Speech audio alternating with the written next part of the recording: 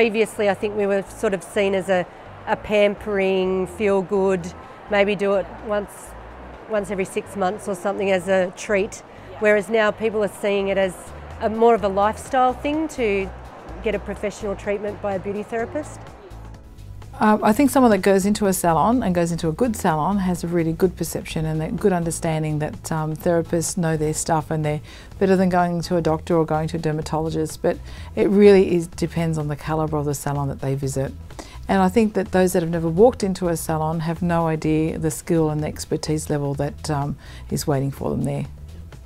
I think they'll see beauty therapists still doing beauty style treatments. I don't see them doing the skin revision work and the life-changing results that we actually do.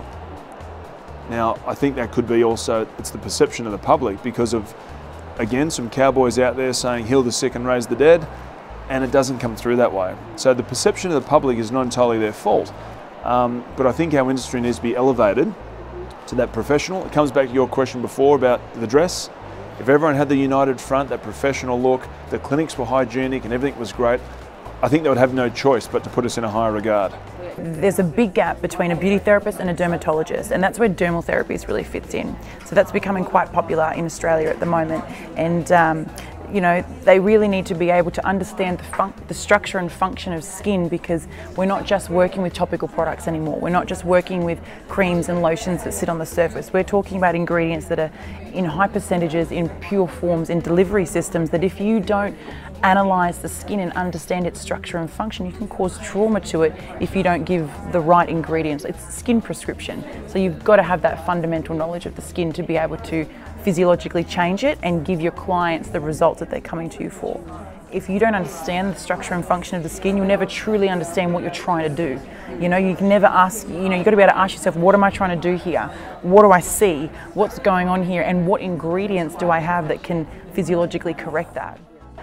I think the public are expecting that when they go in for a treatment, they get a very professional service and something a little bit more than what they could buy in a supermarket or chemist and put on at home. So I think they're really seeking modalities where it's making big changes in their skin, or they're walking out and feeling a lot more confident and that their skin's looking more radiant.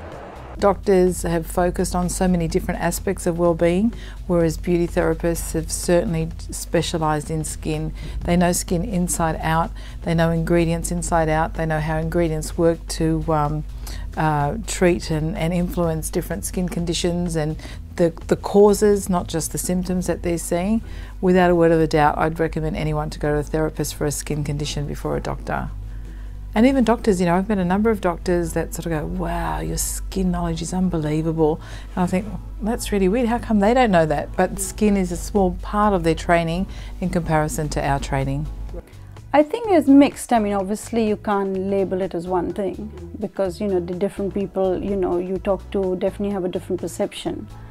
But in general, I think the perception is still not as where it should be.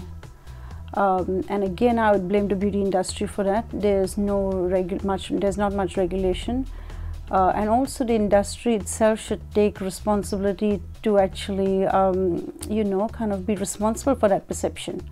Every other industry does take responsibility for what perception is out there about them, and something has to be done about it because, yeah, so in a lot of instances, the perception is not nowhere near where it should be. And yet in some instances, you know, it has improved drastically, like in spas, the high-end spas, you know, the perception out there is great. Home salons, maybe not so. People kind of have this feeling that maybe, you know, they're not as busy, not as qualified, but that's not true at all. We know that there's some very good therapists and very, you know, qualified therapists who are running home salons just because of the choice of their business and lifestyle that they've decided for themselves. So yeah, so I think that definitely the industry needs to take a bit more responsibility to increase that perception out there. Our industry would be perceived on a higher level if we all, as a united front, dressed the best, educated the best. There needs to be a splitting but. At the moment it's beauty and there's paramedical or medical. There needs to be that sort of area that it is the paramedical area that needs to be elevated. The doctors are getting closer to the aesthetic market. because they realise the less invasive way is what people want. You shouldn't be a beauty therapist if you can't tell me the 5 layers of the skin, what happens in them and what consists of the dermis. Yeah.